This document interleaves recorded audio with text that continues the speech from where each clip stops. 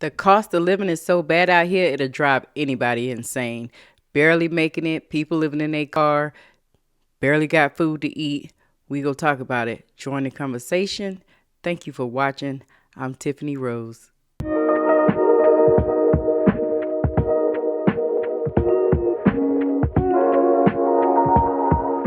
What's going on? Welcome back. I'm Tiffany Rose. Thanks for joining the conversation today. If you're new to the channel, thumbs the video up so people can see all my regular subscribers. Please smash that like button so YouTube can push my content out.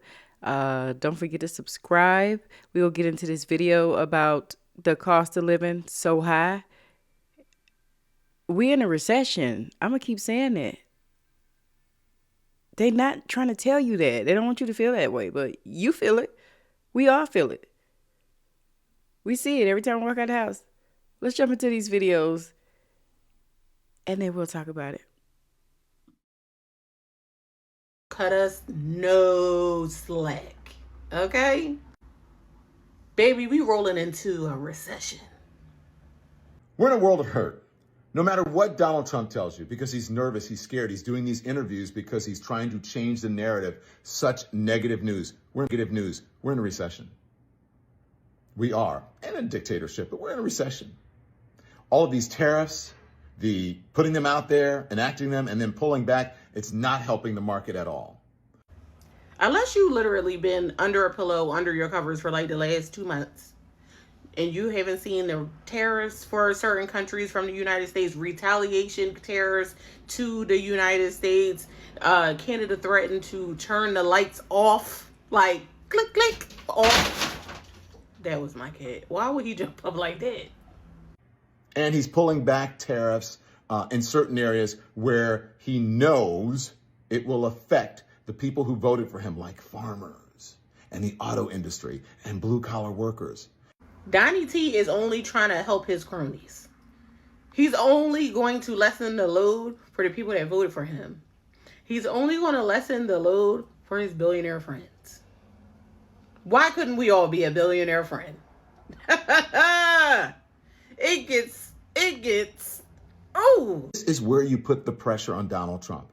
This is where the other side, Democrats or the folks who are not Trump supporters, this is what they should be doing. They should be pointing this out endlessly, because this is the weak spot that I believe that they can take back and gain some control.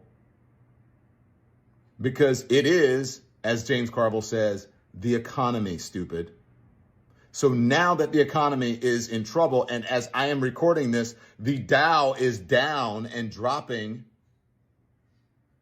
perhaps it's time for people to wake up and understand that Donald Trump doesn't know what he's doing with the economy. So you're probably thinking, what does a recession impact for us normal 9-to-5 people that just work a job and not the rich? Well, the housing market will open. So that house that you thought that you couldn't afford, you may be able to afford now, and you can snatch it up. But the one thing we should start looking at now is good investments and good stocks that we can purchase at the very, very, very low rate. I'm not 100% well versed in the stocks, but I'm going to be, because the recession won't be forever, and we will absolutely be able to gain a lot of these stocks for the low. So when the time comes and they start raising back up, we can pull that money. I mean, listen, we got to learn how to play the game how everybody else is playing the game. They tanking the stock market so they can buy these stocks at a lower price just to raise it back up and millionaires to be made. Well, Elon Musk experienced the 7th worst day of his life today, with the stock market crashing on fears of a Donald Trump-caused recession, which Wall Street is calling the Trump session. Never in the history of the United States of the A has a president had an upcoming recession named after them. And I bet you Big Dummy is proud of that. We are in for the ride of our lives. We are in it. We are on the roller coaster. We are strapped in. Okay? Don't lose your minds. Don't lose your minds. We're going to get through. You're going to pray that we get through. Lord Jesus. The pressure is getting else sitting around on a Saturday wondering how we gonna pay these bills. How we gonna pay these bills? I don't know what's going on with that electric bill. Up here freezing in Texas. Water bill's ridiculous because they got me dripping my faucets. When are taxes due? Maybe I do need one of those sugar daddies in my DMs. When are taxes due? I haven't been to a steakhouse in a hot second. Pity the fool.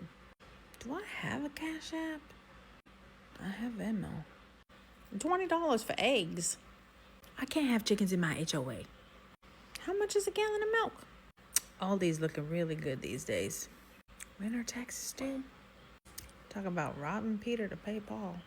I'm gonna need a deferment of all of my bills for forever. I never said I was responsible. I'm just an adult living in this life.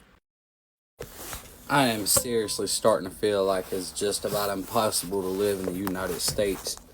And, I don't want to seem like a lazy bum when I seen this, but I truly feel like it's just about impossible. If you weren't raised and given a good first hand in life, or a support team who will make sure no matter what that you don't fail, or, having people that you're able to fall back on, you're blessed. And if you are one of those people, I highly suggest you thank those people near you, because a lot of us aren't blessed like that. I'm a 23-year-old dad. I've got 2 kids. I've got about to be a 5-year-old in May, and I've got a newborn too. She's just a few weeks old, like 3 weeks. So my wife gets to stay at home and take care of the babies, and I'm out here trying to get it. I'm on my 3rd shift job now. I'm a security officer for Allied Universal. No, I don't represent the company in any way, shape, form, or fashion. This is just a job. I am not a part of this company. But, and I work here from 12 a.m. to 8 a.m. every single day, 8-hour shift. I get off of this 3rd shift job and I go directly into another job, which I just go around my city, finding side jobs. It might be a clean out one day and I go out there for another 5, 6, 7 hours. It might be landscaping another day. It might be painting one day. It could be, it varies. I do what I can where I can.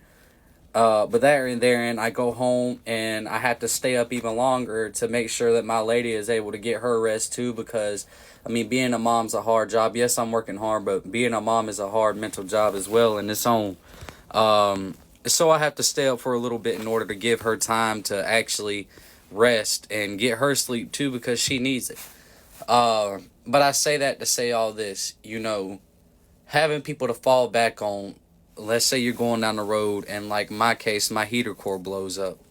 I don't have no one I can call to say, hey, can I borrow $400 so I can get my heater core replaced? Or, you got $400 so I can get new tires on my vehicle. That is just something you have to figure out on your own. And if somebody with terrible credit, you can't just go get a loan for these things. The only loan you could get is a title loan. And in a lot of states, title loans are illegal for a reason. I'm stuck in this title loan, having to pay them back $4,300, but I have to pay $700 a month just to drive. That doesn't go toward my principal, on top of having to pay my rent and all the other bills just to survive. It's impossible. I would never hurt or harm myself in any way, but sometimes I just wonder why. Why am I here? There's got to be a reason why, life is so hard for me. What if it's not meant for me? This shit drives a lot of people to anger, man, and I understand. I truly do. People say maybe these next 4 years. No, this is literally impossible. There is nothing no president is able to do to save people from what we are having to go through. Housing at an all-time high. You could go to another country and you can have the same homes here for a tenth of the price that we're paying per month. Food the same exact way. And I just feel like it's impossible. If I was a drug addict, if I was a piece of shit dad, I could have so much more help. But with me out here trying to do everything the right way, and nothing's working, nothing's helping. Life absolutely sucks right now. It truly, truly sucks. And there's no way to get out of it than to continue to dig myself into working and trying to come up out of this hole that seems impossible to come out of. Sorry for the rant. I'm not usually the ranting type. I'm just tired. Americans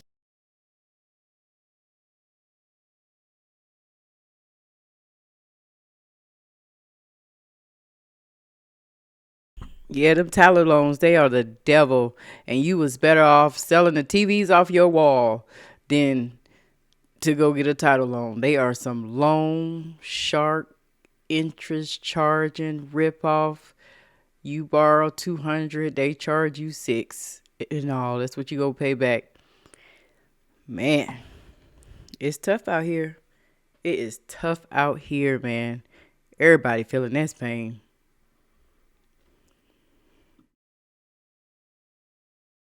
Are leaving the USA because they can't afford America anymore, making $100,000 a year, yet they feel suffocated financially because the price of things keep going up. They keep printing money and the wages ain't going up. All right. Matter of fact, there's job loss and there's cuts and all kinds of stuff going on. So once people leave that kind of environment and they go somewhere else and they realize life is supposed to be lived, it's supposed to be simple, it's supposed to be much more about enjoying your health and your family and your loved ones and your purpose and all of these things rather than spending most of your life at work. What kind of a freaking life is it if you don't do what you love? If you do what you love, cool, man, knock yourself out. I do what I love. Most people, 80-something%, don't do what they love. They don't like their job, and if they didn't have to work their job, they wouldn't work their job. So I know if you watch this far, it's speaking to you. Maybe this is the sign you need to start doing some research to learn how to begin to devise your escape plan and live a better life. Because you know what? If what you're doing is not working, continuing to do the same thing, they call that insanity. You might want to book that flight. See you soon. Every time I think about or trying to move out my parents' house, the cost of living just get higher and higher. Like, insurance goes up, gas goes up, not to mention the fact that you got to make 3 times the rent of wherever you live at, which is kind of insane because the average person my age ain't even making what I'm making. Not to mention the fact that I check my pay stubs all the time. I'm not making as nearly as what I would make if they ain't take all them fucking taxes out of my checks every 2 weeks. Like, and I just been sitting here thinking, like, cause with me personally, when I moved out, I always wanted to move out by myself or with a significant other. And now I'm starting to realize when people move out, they get roommates. Or they move in college apartments with other people that they don't even fucking know of because the cost of living is too fucking high. How can I get a house these days? How can I get a house, bro? The average house is like 300 bands, you know what I'm saying? And like the average like monthly cost of it is like $2,500 a month. Like that's crazy. Like, and me personally, I never agreed with having to have more than one source of income. In my opinion, you having more than one source of income should be a choice. It shouldn't be, I shouldn't need 2 sources of income to fucking survive. I'm 23, bruh. God damn. I am fucking 23. And I'm already like having a midlife crisis for real. You know what I'm saying? Because I want to move out my parents' crib, but I ain't trying to live check to fucking check. Like, I'm sitting here making more money than I ever made ever in my life in a year span. And it's still not enough for me to fucking move out and be able to fucking sustain a living. Like, we're doomed, bro. And they wait until we get grown to do shit like this. Like, yeah, it's over. Yeah. Yeah, no, they didn't wait till you got grown to do it. They did it when I was 20 something. It was called a '08 recession. So I was 20 something around that time and feeling it.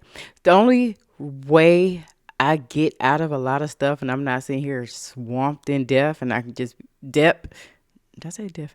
The only reason I am able to make it and I'm not swamped in debt because I was always scary. I was always a scary person, boy. I was always scary. And when I say scary, I mean like I will read the whole contract. If it's 6 pages, little letters, I'm gonna sit right there in that car lot office and I'm going to read all of them in front of you. And I see any discrepancies or craziness or interest rate, I'm going to walk out the door. I don't sign up for a lot of stuff. I don't get no bunch of credit cards. If I can't pay for it with cash, I can't buy it. I don't need it. So I always stayed away from credit. I always bought stuff cash. I always bought stuff used. And that's why I don't shed a lot of tears about bills and stuff, because I don't have a lot. And that's what you got to do. You know, when people laugh at you because you're scary, but sometimes being scary saved me. Being a scary person saved me. And it's scary as in skeptical. Like, I can't go get a $40,000 car, $60,000 car. Even if I'm saying, even if I can afford it. I never said I couldn't afford it. What I can't afford. If I could afford it, my mind would tell me, okay, I'm doing well today and I'm in your office and I qualify for this car and it's this amount every month. What if I get fired? What am I going to do then? What if I lose my job? What am I going to do then? What if I get sick? I know I've had pneumonia before, all kind of stuff. You get sick with pneumonia, you might be out of work for a month or two. Depends on how your body is and how fast you heal. So I've always been scary in that form. When it was time to buy a house, I'd be like, hold up. They say I can get any house. I was approved for any loan. But what if something happened? We can't pay that mortgage. We might get a lower house. Let's not pick a 9-bedroom. Even though they said I'm approved for one, like, what if something happened? And it come from being poor. My fear came from being poor. So once you go through eating syrup sandwiches or peanut butter jelly or noodle nights, when you do get money and you do get better, and it don't matter if you got a lot of money, boy. It don't matter if you got raises, you climbed up the whole corporate ladder. It scares you. You know what it's like to not have hot water. You know what it's like to not eat where you want to eat and go out. You know what it's like to not go on trips. So if you experienced that kind of suffering before, you're not going to jump real fast just because you got it. Like, you're not going to I ain't going to sign nothing quick just because I got it. I treat myself. I do nice things for myself and I live decent. But it's just, the 2008 recession teach you, like, even when it was over, even if I made high amounts of money, doing good, raises, whatever, you could have gave me a $500,000 check. The 2008 recession made me scared to spend that check. Because I'm not doing it.